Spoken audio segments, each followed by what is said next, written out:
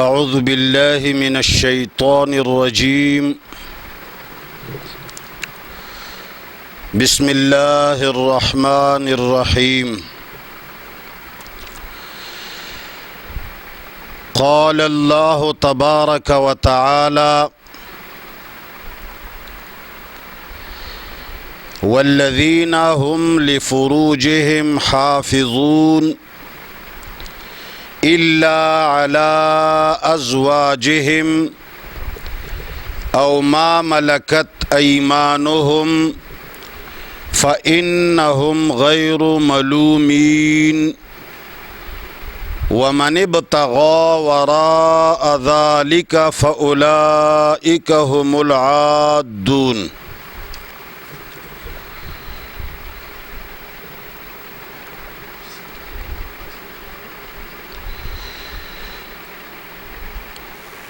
جناب رسول اللہ صلی اللہ علیہ وعلی آلہ وصحبہ وسلم نے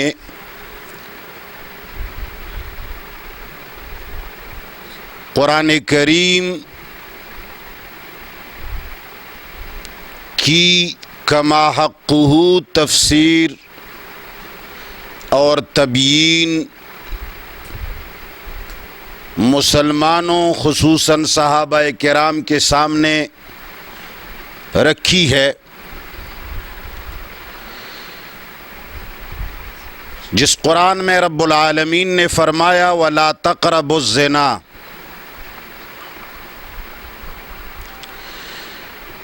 اسی قرآن کریم کی تفسیر بیان کرتے ہوئے میرے نبی نے فرمایا کہ کیا جب کوئی شخص زنا کرتا ہے تو یہ نہیں ہو سکتا کہ وہ زنا بھی کرے اور ایمان بھی باقی رہے، اور میرے علم کے مطابق زنا ایک ایسا گھناؤنا جرم اور ایسا خطرناک کام ہے جو آسمانی مذاہب تو درکنار، میرے خیال میں کسی بھی مذہب میں یہ چیز جائز نہیں۔ اور زنا کی تعریف کیا ہے؟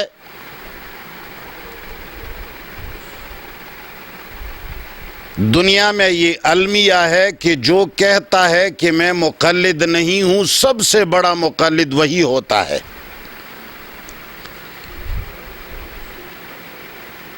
صرف اتنی بات ہے کہ شیطان نے ان کو دھوکہ دیا ہوا ہوتا ہے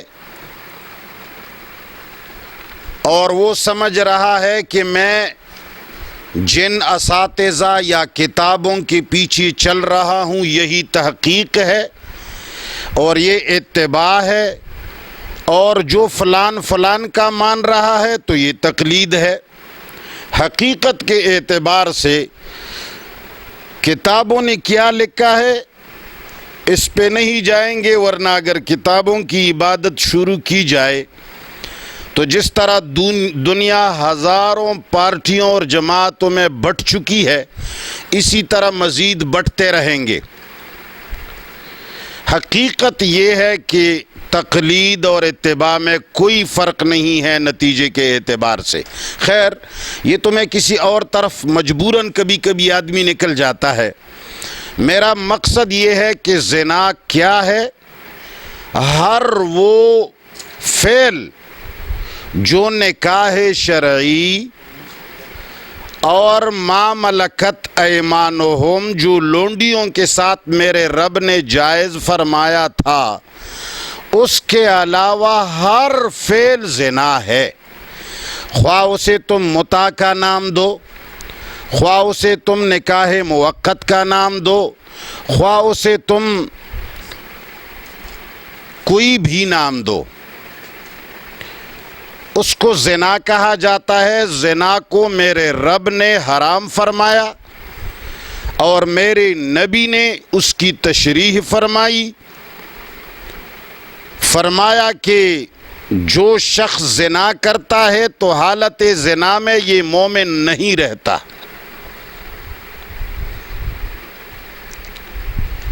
اب قرآن کریم کے اندر شراب بھی پہلے جائز تھا،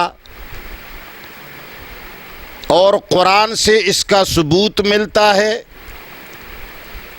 2-3 قسم کی آیتیں ملتی ہیں۔ وَلَا تَقْرَبُوا الصَّلَاةَ وَأَنْتُمْ سُكَارَىٰ سے اشارہ ملتا ہے کہ شراب تو لوگ پیا کرتے ہیں، لیکن خدا را جب نشے کی حالت میں ہو تو نماز نہ پڑھا کرو۔ یہ نہیں فرمایا کہ نشہ نہیں کرو، اس لیے کہ اس وقت یہ چیز لوگ پیا کرتے تھے، لیکن قرآن کریم میں ایسا کوئی نکتہ اور ایسی کوئی آیت نہیں جس کے اندر زنا کے جواز کا شبہ تک بھی کسی کو ہو سکتا ہو۔ میرے رب العالمین نے قرآن کریم کے اندر ابتدائی دور میں جب ہجرت کا نام بھی نہیں تھا، مسلمان کے عقیدے کی اصلاح ہو رہی تھی اور مسلمانوں کے معاشرے کی اصلاح ہو رہی تھی، اس اصلاح کے زمانے میں میرے رب نے مکے کے اندر سورۃ نساء اور سورہ معارج کے اندر ترتیب نزول کے اعتبار سے سورۃ معارج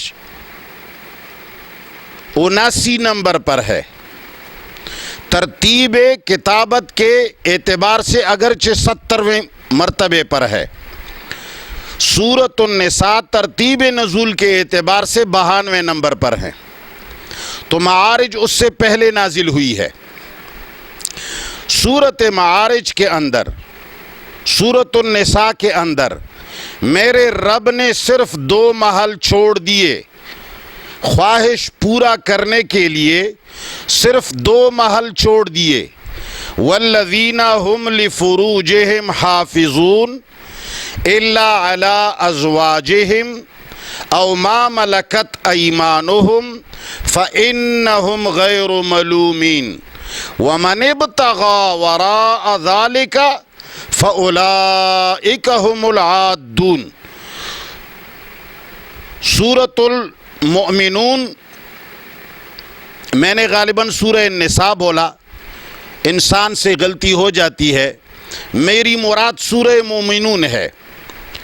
سورہ مومنون کی آیت نمبر 6، سورہ معارج کے اندر بھی یہی آیت آئی ہے، لہٰذا سورۃ المؤمنون کے اندر جب رب العالمین نے خواہش کے سارے دروازے بند کر دیے، اس لیے کہ اسلام سے قبل کچھ بھی ہوتا ہوگا اس سے ہمارا کوئی سروکار نہیں، عیاشی ہوتی ہوگی، زنا ہوتا ہوگا، شراب نوشی ہوتی ہوگی، قتل و قتال ہوتا ہوگا، بہت کچھ ہوتا رہا، لیکن میرے رب نے جب کلام نازل فرمایا اور مسلمان نے ایک مرتبہ کلمہ پڑھا تو رب العالمین کے کلام کا منہ بھر انہوں نے خلاف نہیں فرمایا۔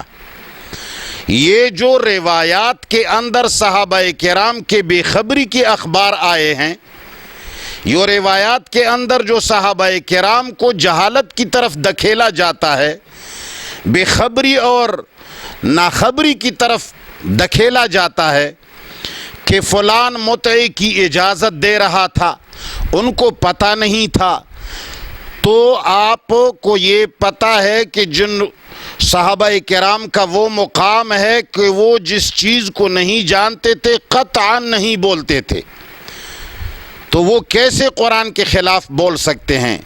عبداللہ ابن عباس جب رئیس المفسرین ہے، جب تمام سنی شیعہ اس کو قرآن کا کیڑا اور قرآن کا ماہر سمجھتے ہیں، تو اس عبداللہ ابن عباس کو جب روایات کی باری آتی ہے تو عبداللہ ابن عباس کو کبھی جاہل گردانا جاتا ہے، کبھی ان پڑھ گردانا جاتا ہے، صرف روایات کو بچانے کے لیے، صرف ملاؤں کو بچانے کے لیے، صرف ملاؤں کو کی عزت بچانے کے لیے صحابہ پر کیچڑ اچھالا جاتا ہے۔ یہ نہ سنیت ہے، نہ اسلامیت ہے، نہ یہ دینیت ہے۔ تو بہرحال میرا مقصد یہ ہے کہ سورۃ مؤمنون کی آیت والذین هم لفروجہم حافظون الا علی ازواجہم او ما ملکت ایمانہم فانہم غیر ملومین ومن ابتغى وراء ذلک فاولئک هم العادون۔ قرآن نے فیصلہ سنایا جو نکاح شرعی اور لونڈیوں کے ساتھ جماع کے علاوہ تیسرا کوئی بھی کام کرتا ہے تو عادون میں سے ہے، قرآن کے مخالفین میں سے ہے، نبی کے نافرمانوں میں سے ہے، صحابہ کے گروپ سے خارج ہے، اسلام سے خارج ہے، اس کو میرے رب نے اولئک هم العادون فرمایا۔ اب یہ آیت کریمہ بالاتفاق مکی ہے۔ مکی سے مراد یہ ہے کہ قبل الہجرت پر اتفاق ہے کہ یہ آیت کریمہ ہجرت کے نام و نشان سے بھی پہلے کی اتری ہوئی ہے، بلکہ اوائل اسلام والی صورت ہے۔ اس کے لیے آپ لوگ تفسیر حقانی جو علماء دیوبند کے لیے کافی معتمد تفسیر ہے، جلد 3 صفحہ نمبر 168 پر آپ دیکھ سکتے ہیں، اور احناف کے لیے روح المعانی کی 17ویں جلد صفحہ نمبر 288، جلد 17 18 صفحہ نمبر 288۔ اہل حدیث حضرات امام قرطبی جلد 12 صفحہ نمبر 102 دیکھیں، اور تقی عثمانی صاحب نے جو متع پہ بحث فرمائی ہے درس ترمذی جلد 3 صفحہ نمبر 402 پہ بھی انہوں نے یہی بات فرمائی ہے۔ میرے خیال کے اندر کسی بھی اہل علم کا اس میں شک نہیں ہے کہ متع کی یہ حرمت کی آیت، نکاح کی یہ آیت، علی ازواجہم ما ملکت ایمانہم کے علاوہ جس کی حرمت ہے، یہ آیت اتفاق سارے علماء کا اس بات پر اتفاق ہے کہ یہ ہجرت سے قبل مکہ کے اندر اوائل اسلام کے اندر نازل ہوئی، اور ہمارا ایمان ہے کہ رسول اللہ صلی اللہ علیہ وسلم آیات کو جانتے تھے، اور میرا یہ بھی ایمان ہے کہ صحابہ کرام بھی قرآن کو سمجھتے تھے۔ جب تک نہ سمجھتے کوئی آدمی گھر نہ جاتا، پہلے قرآن کی آیت نازل ہو کر فوراً آگ کی طرح یہ خبر صحابہ کرام کے اندر پھیل جاتی، اس لیے کہ مکے کے اندر کوئی کروڑوں مسلمان نہیں تھے، بہت کم تعداد والے تھے، سب باخبر ہو کر، با ایمان ہو کر، اپنے ایمان کو تازہ کر کے، اپنے ایمان میں اضافہ کر کے گھر جایا کرتے تھے۔ یہ میرا ایمان ہے، میرے خیال میں ہر مسلمان کا ہوگا۔ جس کا ایسا ایمان نہیں ہے وہ دوبارہ کلمہ بھی پڑھ لے، میرے خیال میں ایمان بھی تازہ کرے۔ اب اتنے حوالوں کے بعد کوئی تک نہیں بنتا کہ کوئی شخص یہ کہے کہ بھئی اس کے بعد بھی متع حلال تھا۔ میرے قرآن نے یہ وضاحت کر دی، مفسرین کو جتنا علم تھا اپنے علم کے مطابق صحابہ اور رسول اللہ صلی اللہ علیہ وسلم کی بات پہنچائی، اور بات بھی قرآن سے لگنے والی اور قرآن کے ساتھ مطابقت رکھنے والی ہے۔ مفتی محمد شفیع رحمۃ اللہ علیہ نے بھی اس آیت کے اوپر نسائی کتب تفسیر سے عائشہ صدیقہ رضی اللہ تعالی عنہا کی ایک روایت نقل فرمائی ہے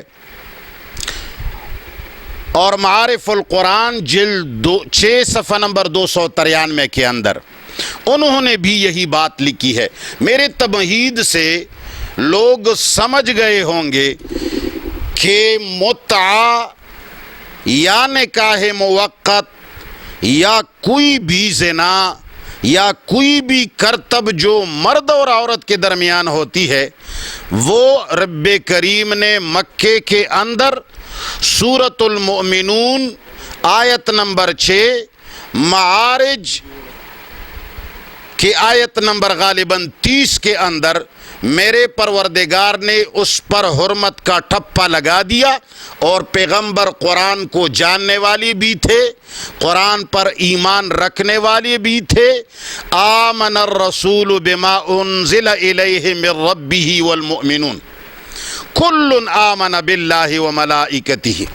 ہر نبی سب سے پہلے قرآن پر، اپنی کتاب پر ایمان لانے والوں میں سے ہوتا ہے، اور صحابہ کرام بھی قرآن پر پکے ایمان والے تھے، اس میں کوئی شک نہیں، اور جاہل بھی نہیں تھے، بے خبر بھی نہیں تھے، غافل بھی نہیں تھے، غیر حاضر بھی نہیں تھے، اور بلا علم بولنے والے بھی نہیں تھے، اس لیے کہ قرآن نے صاف کہا ہے کیوں بات کرتے ہو، کیوں بولتے ہو ان باتوں کے اندر جس میں آپ کو علم نہ ہو۔ یہ بھی قرآن کریم کی آیت ہے، ما لیس لک بہ علم۔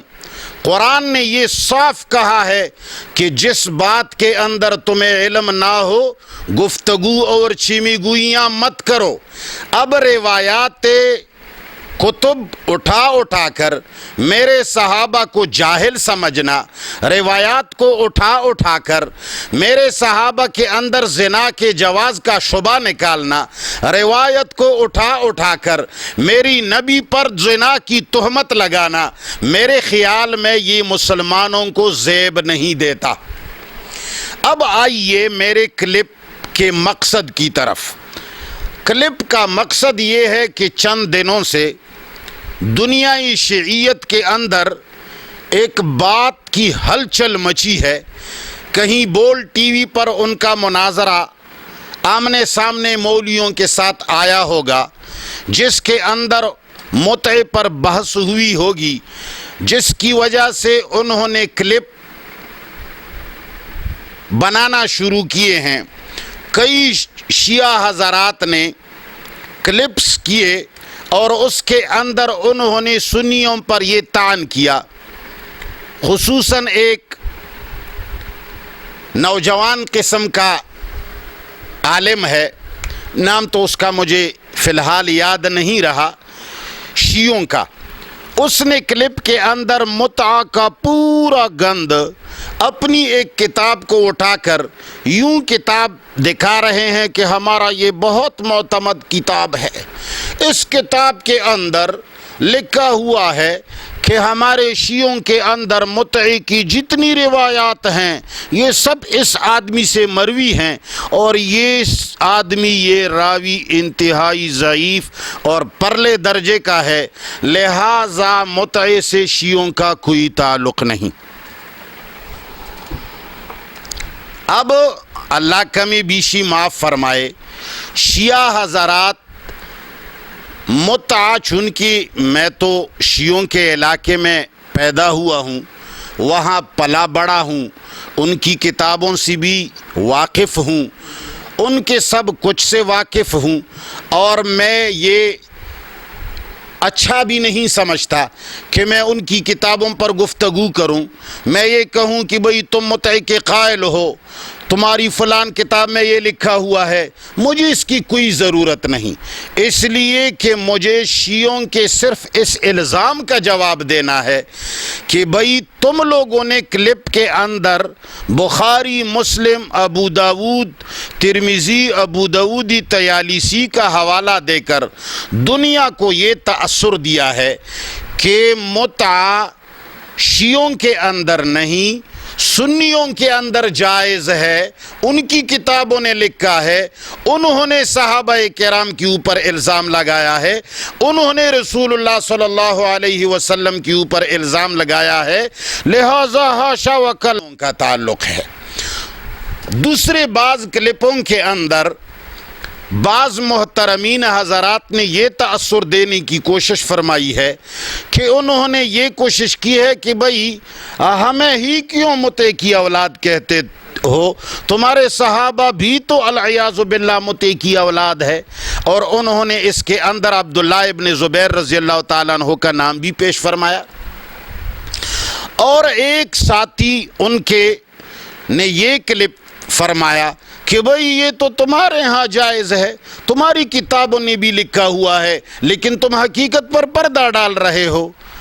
تو میرے کلپ کا مقصد یہ ہے کہ سنیوں کے اندر بہت سارے فرقے ہیں، کوئی فرقہ ایسا ہوگا جو ان چیزوں کو مان رہا ہوگا، میرے علم میں نہیں ہے، میرے علم میں ایسا کوئی فرقہ ہے نہیں، لیکن مثال کے طور پہ کہہ رہا ہوں، کوئی ہوگا جو اس کا دفاع کر رہا ہوگا، کوئی ہوگا جو ان روایات پر ایمان لا رہا ہوگا، لیکن میں بتا رہا ہوں کہ ہمارے کتب روایات میں قرآن کے خلاف جتنی مواد موجود ہے، ایک بات تو یہ ہے کہ سنی عوام کو پتہ نہیں۔ اگر سنی عوام کو پتہ چلے کہ بھئی ہمارے مولوی حضرات شیعوں کے لکھ کے اور تحریر کردہ اور ان کے بیان کردہ اور ان کے نظریات کے روایات کے بھی یہ سنی مولوی پاسداری کرتے ہیں، بلکہ ہماری سنیوں میں ایسے علماء بھی ہیں جو اس کے طرفداری تو چھوڑو دفاع بھی کرتے ہیں، تو میرے خیال میں سنی عوام ایسے علماء پر شاید لات مار دیں گے، تھوک دیں گے، اور ایسے علماء کو علماء تو چھوڑیں مسلمان بھی نہیں سمجھیں گے، لیکن عوام کا طبقہ اس بات سے لا علم ہے اور بے خبر ہے۔ اب آتے ہیں سنیوں کی کتابوں کے اندر جو شیعہ حضرات نے نشاندہی فرما کر ہمارے علم میں اضافے کرنے کی کوشش کی ہے۔ ہم کئی سال پہلے ان باتوں سے آگاہ تھے، اور پہلے بھی ہمارا ایمان تھا، آج بھی ہمارا ایمان ہے کہ قرآن نے اس چیز کو حرام کیا ہے۔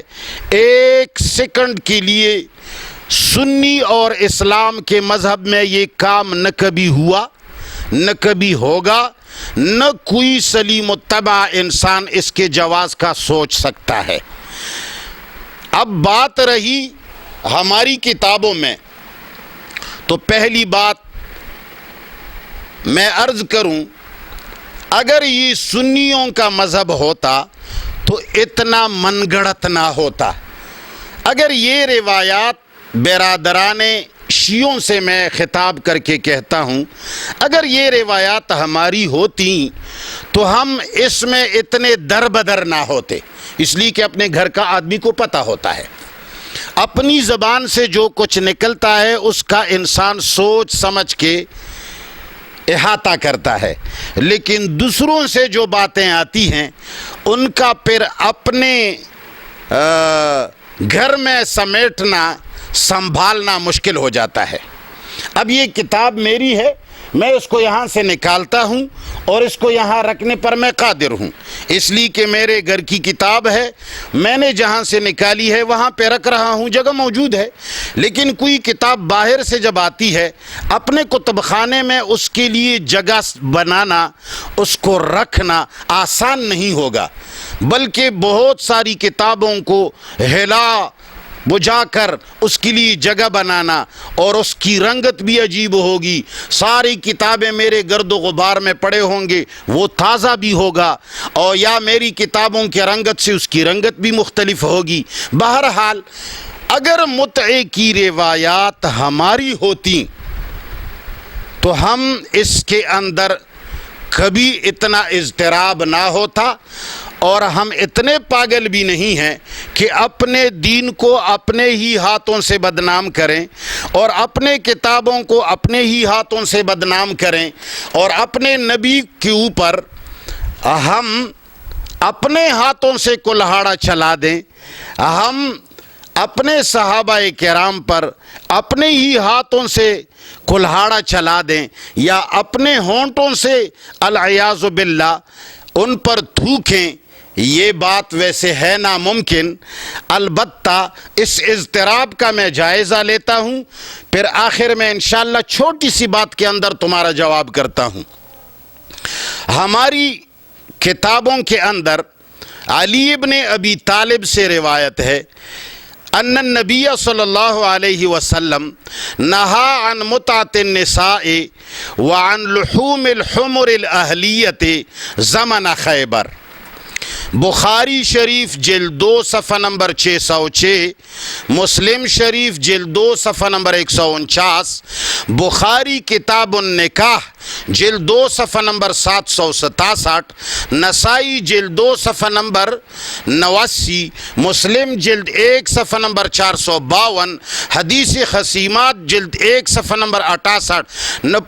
پتہ نہیں یہ خصیمہ ہے یا خسیمہ ہے، اللہ کمی بیشی معاف فرمائے۔ مولوی لوگ تو بس یہ زبر زیر کے پیچھے لگے رہتے ہیں، الفاظ کے پیچھے لگے رہتے ہیں، مقصد کا تو ان کا کام ہی نہیں ہے۔ یہ خسیمہ ہے یا خصیمہ ہے مجھے اس کا علم نہیں، نئی سی کتاب ہے جلد 1 صفحہ نمبر 68۔ ان 5 کتابوں کے اندر یہ روایت درج کی گئی ہے علی کے حوالے سے۔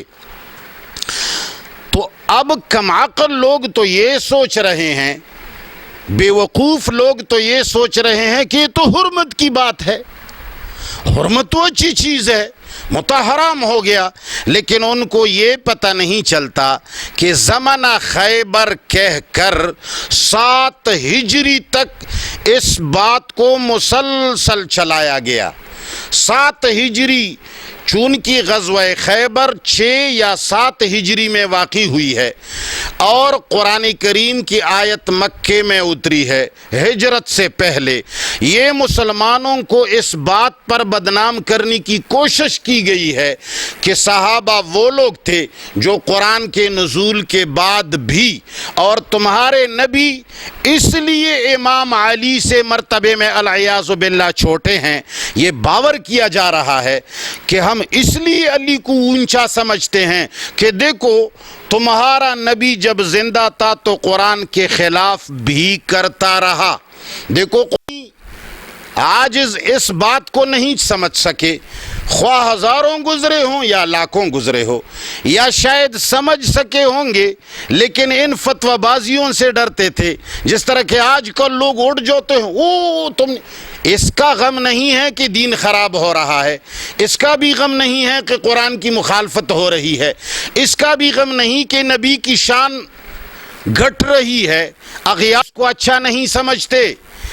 تو انہوں نے یہ روایت گھڑ کر یہ باور کرایا کہ دیکھو قرآن کریم کی آیت کی مخالفت میں صحابہ اور پیغمبر اتنے جری تھے کہ فتح مکہ کے اندر بھی قرآن کے خلاف انہوں نے اجازت دے دی اور صحابہ کرام نے مستی سے یہ کام کیا۔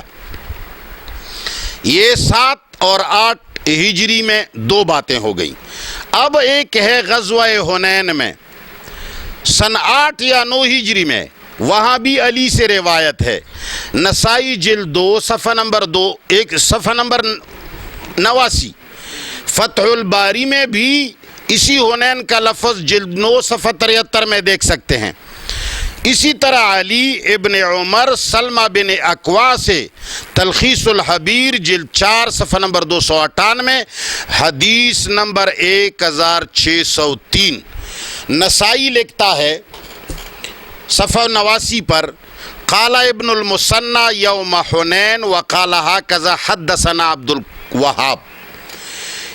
اب یہ تیسری روایت ہے کہ 9 ہجری میں یہ چیز رسول اللہ صلی اللہ علیہ وسلم نے ممنوع قرار دی۔ کیا معنی؟ یعنی 9 سال تک قرآن کریم کی مخالفت صحابہ اور نبی کرتے رہے، یا سن 9 ہجری میں بھی انہوں نے قرآن کی مخالفت کی۔ اب سنی صرف حرمت کو دیکھ کر خوش ہو رہا ہے، اغیار سمجھ رہے ہیں کہ قرآن کے خلاف انہوں نے قدم کیسی اٹھائی۔ یہ 3 تاریخیں ہو گئیں، 7 ہجری، 8 ہجری، 9 ہجری۔ اب غزوہ اوطاس، یہ بھی حنین وغیرہ کے ساتھ قریب قریب ہیں۔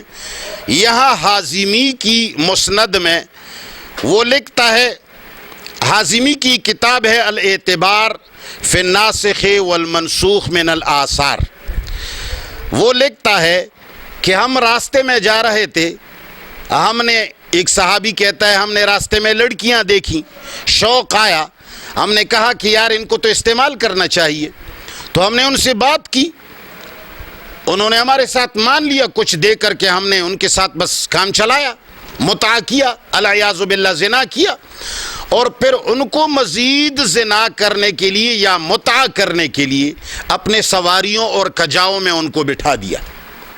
راستے میں جا رہے ہیں، رسول اللہ صلی اللہ علیہ وسلم تشریف لائے، جب عورتیں دیکھی تو فرمایا یہ کون ہیں، یہ عورتیں کہاں سے آئیں؟ صحابہ نے کہا یا رسول اللہ یہ راستے میں جا رہی تھیں، ہمارا شوق آیا اور ہم نے ان کے ساتھ متع کیا۔ فرماتے ہیں رسول اللہ صلی اللہ علیہ وسلم کا چہرہ مبارک سخت سرخ ہوا اور انتہائی غصے ہوئے، اور انہوں نے کہا فوراً ان کو چھوڑ دو۔ تو کیا خیال ہے، صحابہ کرام رسول اللہ کے خلاف بھی ایسا کرتے تھے؟ جس چیز کو رسول اللہ صلی اللہ علیہ وسلم ناپسند کرتے ہیں، صحابہ کو اتنے پتہ نہیں ہے کہ رسول اللہ اس چیز کو پسند کرتے ہیں یا ناپسند کرتے ہیں۔ آپ کیسے ان صحابہ کو رسول اللہ صلی اللہ علیہ وسلم کی مخالفت میں استعمال کر رہے ہیں؟ حضرات، یہ روایت آپ دیکھ سکتے ہیں نصب الرایہ جلد 3 صفحہ نمبر 179، مسلم شریف جلد 1 صفحہ نمبر 451، علی ابن عمر سلمہ ابن اکوا سے تلخیص الحبیر جلد 4 صفحہ 298، روایت نمبر 1603۔ حالانکہ غزوہ اوطاس فتح مکہ کے بعد ہے۔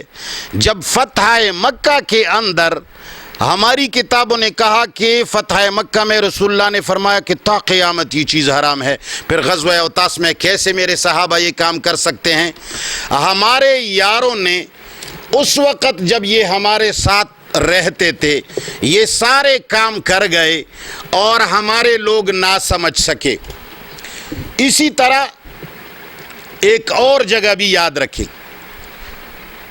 ابن عباس اور عبداللہ ابن زبیر کے بارے میں مسلم شریف جلد 1 صفحہ نمبر 451، جلد 1 صفحہ نمبر 452، یہ رسول اللہ صلی اللہ علیہ وسلم کے وفات کے بعد سن 53 ہجری ہے۔ روایت گڑھ کر کے ہمارے اندر دکھیل دی گئی کہ بھئی عبداللہ ابن عباس تو آخر وقت تک اس کی جواز کا فتویٰ دے رہا تھا، اور عبداللہ ابن زبیر نے کہا کہ تم کرو کہ تو دکھاؤ، دیکھو میں تمہیں سنگسار کرتا ہوں کہ نہیں۔ اس بات کو یاد رکھو، عبداللہ ابن عباس سن 53 تک زندہ تھے، اور یہ اس وقت کا قصہ ہے جب عبداللہ ابن زبیر مکہ کے اوپر قابض تھے۔ تو آپ لوگ دیکھیں ہماری اپنے کتابوں میں ہماری باتیں ایسے در بدر کیسی ہو سکتی ہیں، ہم کیسے اتنے تباین والی اور اتنے آپس میں ٹکرانے والی باتیں ہم اپنے کیسے کر سکتے ہیں؟ یا تو ہمارے بڑے پاگل تھے، یا تو مجانین تھے، یا تو میرے خیال میں کوئی غیر تھے۔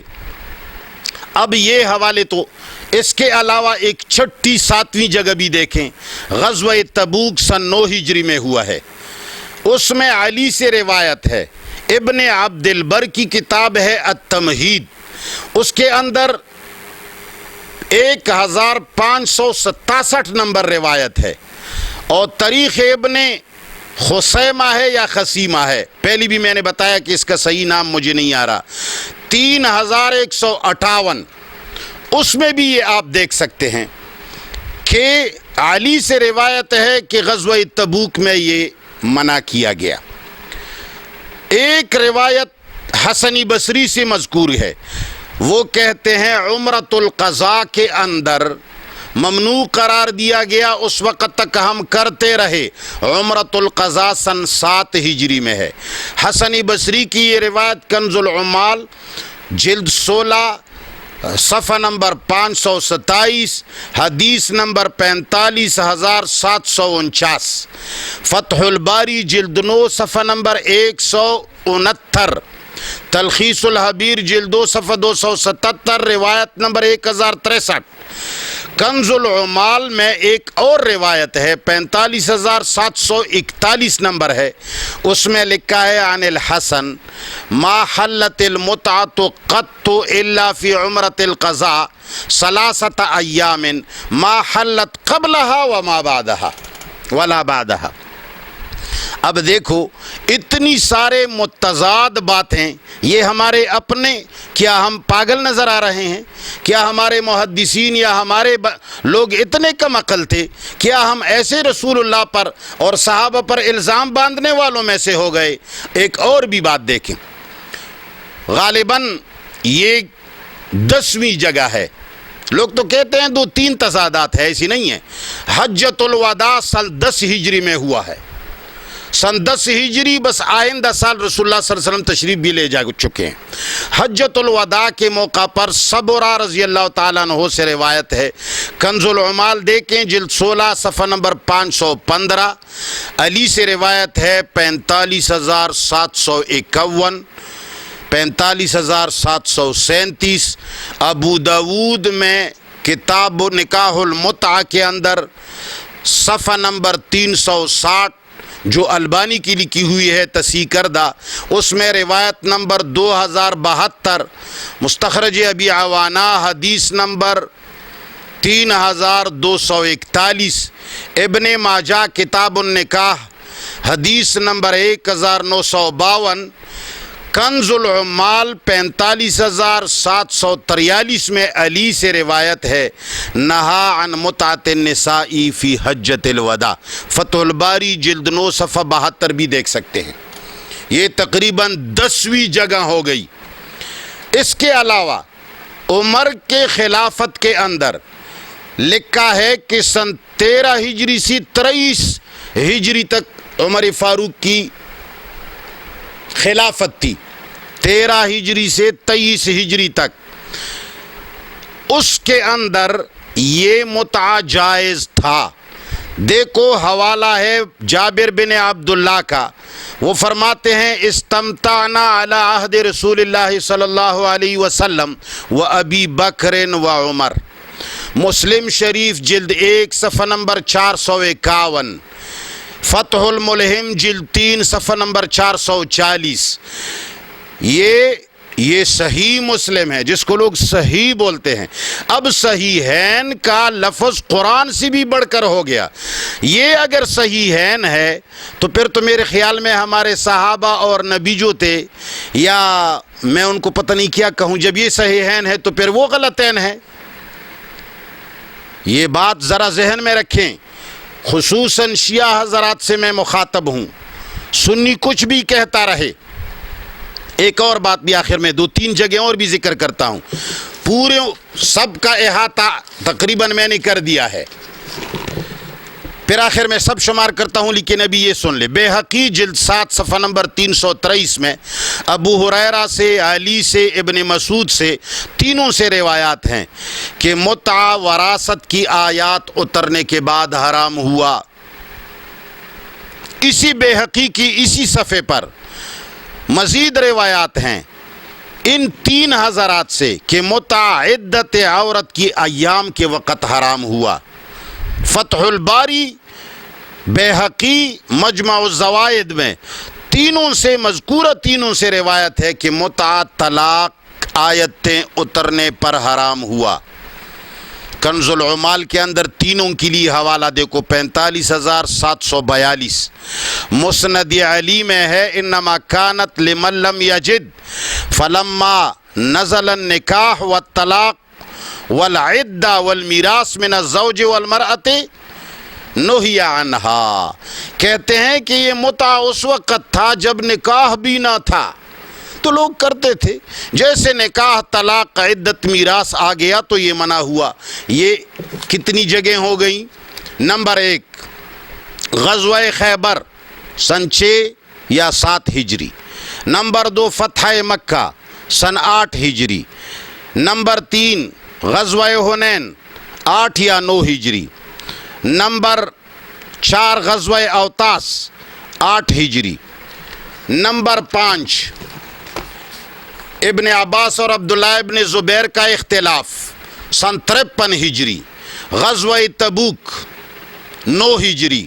عمرۃ القضاء 7 ہجری. حجۃ الوداع بالکل اینڈ آخری زمانہ اسلام کا 10 ہجری. خلافت عمر 23 ہجری. بیہقی کے اندر 3 مقامات، تو یہ کل 13 مقامات ہو گئیں. اب اگر یہ روایات شیعہ حضرات نے پڑھ کر ہمیں یہ تاثر دیا کہ بھئی ہماری کتابوں میں جو متع آیا ہے تو وہ ہمارے مستند کتابوں نے لکھا ہے کہ یہ راوی مجروح ہے، لہٰذا شیعوں کے ہاں متع کی روایت مجروح راوی سے ہیں، تو شیعہ حضرات یہ بھی سن لے کہ ہماری کتابوں کے اندر جتنی جگہ ہم نے پڑھ لی ان سب کے اندر راوی شیعہ ہے. یہ سب شیعوں کی روایات ہیں. اب ہم ان شیعہ راویوں کے نام نہیں لیتے، اس لیے کہ ہمارے سنیوں میں کم عقل بہت سارے ہیں. یہ دوسروں کا جھگڑا ہمارے گھر آ جائے گا تو ہم یہ دوسروں کا غیروں کا جھگڑا اپنے ہاں لانے کی کوشش نہیں کرتا ہوں. لیکن اتنا ضرور یاد رکھیں کہ اس بات پر بندہ عاجز کے ساتھ کم از کم 100 سے اوپر کے حوالے ہیں. کئی گھنٹے اس پر میں گفتگو کر سکتا ہوں اللہ کے فضل و کرم سے کہ ہماری سنی کتابوں میں جتنی کتابوں کے اندر بخاری ہے، مسلم ہے، ابو داود ہے، ترمذی ہے، نسائی ہے، بیہقی ہے، کوئی بھی کتاب ہے، جہاں جہاں متع کی روایت آئی ہے راوی شیعہ ہے. یہ شیعوں نے یہ اس وقت ہماری کتابوں میں آئی ہیں. ذرا شیعہ حضرات اس کو کان کھول کر سن لے. کافی کلینی آپ لوگوں کی دنیا میں سب سے پہلی کتاب ہے. جب ایران فتح ہوا تو تم لوگوں نے گھٹنے ٹیک کر کے ہمارے مقابلے سے دستبردار ہوئے، آپس میں مشورہ کر کے ہمارے اندر گھس گئے. ہماری سنی تو چونکہ ہمیشہ سن چکے ہیں، انہوں نے بے غوری سے اپنا جہاد کیا. ہمارے صحابہ اور ہمارے پکے لوگ آگے جہاد میں مصروف رہے. تم لوگ ایک جگہ میں بیٹھ کر یہ پڑھنے پڑھانے والوں کے ساتھ بیٹھ کر کے ایجوکیشن کے اندر گھس گئے اور تم لوگوں نے وہ مقام پیدا کیا جو پیدا ہوتا ہے چمچگیری سے اور پالش سے اور خدمات سے، جو کہ شیوا ہے بہت سارے لوگوں کا. تو اس کے ذریعے آپ لوگ ہمارے محدثین اور ہمارے بزرگوں تک پہنچ گئے اور ان پر کھلانا کھانا، ان کی خدمت کرنا، ان کی کتابوں کو لکھنا، ان کو جلد بنانا، یہ سارے کام ان راویوں کے تھے جو ہمارے محدثین کے نیچے پڑھتے تھے. اور ہمارے محدثین چونکہ عالم الغیب ہیں نہیں، علام الغیوب ہیں نہیں، ان کو پتہ نہیں چلا. اس وقت ہمارا اور آپ لوگوں کا مدرسہ ایک تھا، کتاب ایک تھی، ہماری مسجد ایک تھی، ہمارے اور آپ لوگوں کی اٹک بیٹک ایک تھی. آپ لوگوں کا اس وقت یہ اتنا مقام نہ تھا کہ آپ لوگ اس وقت کچھ کر سکتے، اپنا الگ مذہب اختیار کرتے نہیں کر سکتے تھے. جب 400 ہجری 500 ہجری تک ہم اکٹھے رہے، جب آپ لوگوں کے یعقوب کلینی صاحب نے کتاب لکھی اصولی کافی اور اس کے لیے خواب بھی دیکھا، جس طرح کی دستور ہے کہ اہل باطل ہمیشہ خواب دیکھتے ہیں. خیر بہرحال آپ لوگوں نے خواب بھی دیکھا کہ رسول اللہ صلی اللہ علیہ وسلم نے اس کتاب کی تائید کی. اس وقت سنیوں کو پتہ چلا کہ تم تو آستین کے سانپ ہو، تم لوگوں نے تو ایک الگ مذہب اختیار کیا، تم لوگوں نے تو بہت گندگی لکھی، تو آپ لوگ ہم سے جدا ہوئے. بخاری، مسلم، ابو داود، ترمذی، نسائی، یہ ساری کتابیں اس وقت کی لکھی ہوئی کتابیں ہیں. یہی وجہ ہے کہ ہماری کتابوں کے اندر آپ لوگوں کے راوی ہیں، اور سنی مذہب کے سادہ سنیوں نے ان کو آج تک اپنا سمجھا ہے، اور وہ اس بات پر تلے ہوئے ہیں کہ بھئی یہ تو ہماری کتابیں ہیں. یہ ہماری کتابیں نہیں ہے. ہاں، ان کتابوں میں ہمارا دین بھی ہے. ہمارے دین کے خلاف آپ لوگوں کی دین کی باتیں بھی اس میں آ گئی ہیں، جس کی صفائی زمانہ میں نشاندہی ہوتی رہی ہے. ہر وقت اہل حق نے آواز اٹھائی ہے، لیکن اہل باطل ہر وقت چوکس بھی ہوتے ہیں، اکٹھے بھی ہوتے ہیں، شور والے بھی ہوتے ہیں. انہوں نے ان کو دبایا ہے اور یہ تاثر دیا ہے، وہ دیکھو رسول اللہ صلی اللہ علیہ وسلم کے حدیث نہیں مانتے.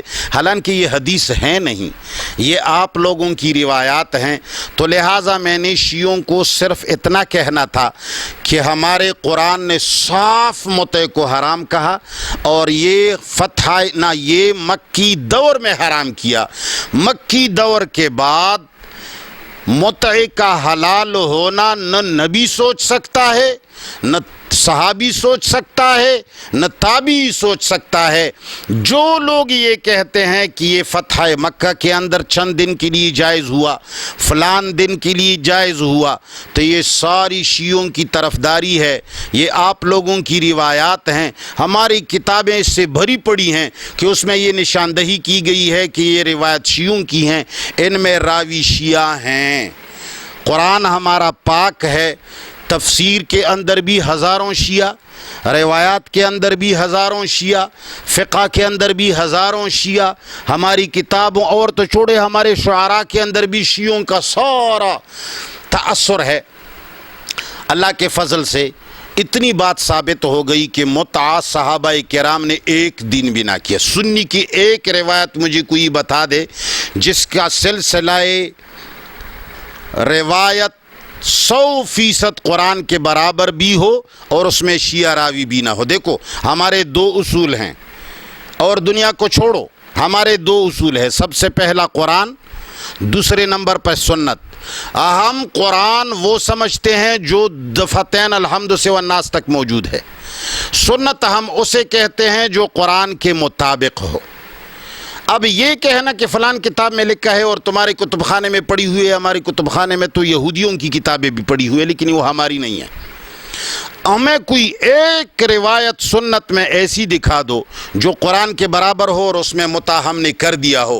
باقی صحابہ کرام پر اور نبی پر الزامات لگانا کہ انہوں نے فلان جگہ متع کیا، فلان جگہ متع کیا، حاشا وکلا، وہ قرآن کا خلاف بالکل نہیں کر سکتے، نہ کبھی قرآن کا انہوں نے خلاف کیا ہے. اللہ کرے کہ ان باتوں کو شیعوں کو بھی ادراک ہو اور سنیوں کو بھی اللہ ہدایت کا ذریعہ نصیب فرمائے.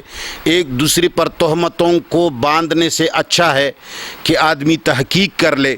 ہمارے صحابہ پر الزام تراشی نہ کریں. ہم نہ کسی کو کافر کہتے ہیں، نہ کسی کو مسلمان کہتے ہیں، لیکن کفر کے کاموں سے آدمی دور رہے. یہ نہ کہے کہ نبی علیہ الصلوۃ والسلام نے قرآن کی آیت کے بعد بھی متع کو جائز قرار دیا. نبی کسی چیز کو جائز کے جواز اور حرمت کو ہم تک پہنچاتا ہے. اپنی جواز اور اپنی حلت اور حرمت کا وہ مالک نہیں ہوتا. اگر نبی خود مالک ہوتا تو ساری دنیا کو پتہ ہے قرآن کریم کے اندر جب رسول اللہ صلی اللہ علیہ وسلم نے اپنی بیویوں سے خفا ہو کر شہد کے بارے میں فرمایا کہ میں آج کے بعد شہد نہیں پیوں گا، میں نے ان کو حرام کیا اپنی اوپر، تو قرآن نے فوراً آیت نازل فرمائی اللہ نے، یا ایھا النبی لم تحرم ما احل اللہ لکم، کیوں اس چیز کو حرام کرتے ہو جس کو رب فرماتے ہیں کہ میں نے حلال کیا ہے. تو اس کا مقصد یہ ہے کہ ہمارے پیغمبر اللہ کے تابع ہوتے ہیں، تمام دنیا اللہ کی تابع ہوتی ہے، اور باقی یہ تأثرات دینا جو لوگوں نے دیے ہیں. اگر سڑی ہوگا کس طرح لے گی ہوگا میسج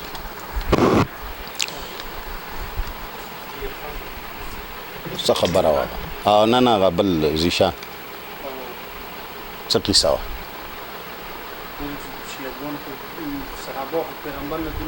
او ایک بات یاد آ گئی، کسی ساتھی نے مجھے یاد دلائی تھی لیکن میں بھول گیا تھا. ہمارے ذخیرہ احادیث کے اندر یہ بات بے غبار ثابت ہے کہ صحابہ پیغمبر علیہ الصلاۃ والسلام سے گفتگو اور پوچھ نہیں سکتے تھے. ان کا رعب تھا، وہ جانتے تھے اور وہ چاہتے تھے کہ کوئی غیر دیہات سے آئے اور نبی سے سوال کرے. تو صحابہ تو نبی سے اتنے رعب میں تھے، اتنے ڈرتے تھے کہ وہ سوال نہیں کر سکتے تھے. یہ کیسے ممکن ہے کہ صحابی پیغمبر کے سامنے جائے اور کہے کہ دیکھو ہم سے بہت زیادہ یہ ہمیں بہت سختی ہے، ہم تو اپنے آپ کو خسی کرنا چاہتے ہیں. تو رسول اللہ ان سے کہیں نہیں خسی نہ ہو، بس یہ کام کرو. یہ ممکن کیسے ہیں کہ ہمارے صحابی نبی علیہ الصلاۃ والسلام کے ساتھ اتنے جرأت سے بے ادبی کرے؟ سوال ہی پیدا نہیں ہوتا، سوال ہی پیدا نہیں ہوتا. اور بعض لوگوں نے جو یہ لکھا ہے کہ یہ تو اضطرار کی حالت میں ہے. یاد رکھیں اضطرار کھانے پینے میں ہوتا ہے. آدمی کھانا پینا میسر نہ ہو مرتا ہے. آدمی کو فرج میسر نہ ہو کوئی نہیں مرا دنیا میں، اس میں اضطرار ہے ہی نہیں. لیکن صرف دوسروں کی تقلید اور شیعوں کی اتباع میں اپنے صحابہ اور انبیاء پر تہمتیں مت لگاؤ. خدا را اپنے قرآن اور سنت کو سینوں سے لگاؤ اور قرآن اور سنت کو پہچان لو. اللہ ہمیں اور آپ کو سب کو ہدایت نصیب فرمائے. وصلی اللہ تعالی علی خیر خلقہ محمد و آلہ و صحبہ اجمعین.